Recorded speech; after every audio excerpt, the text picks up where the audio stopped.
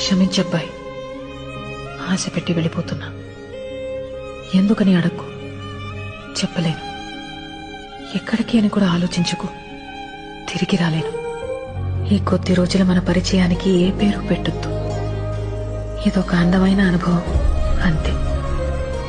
ఎప్పుడైనా నేను గుర్తొస్తే మాత్రం చిన్న నవ్వు రావాలి నీకు.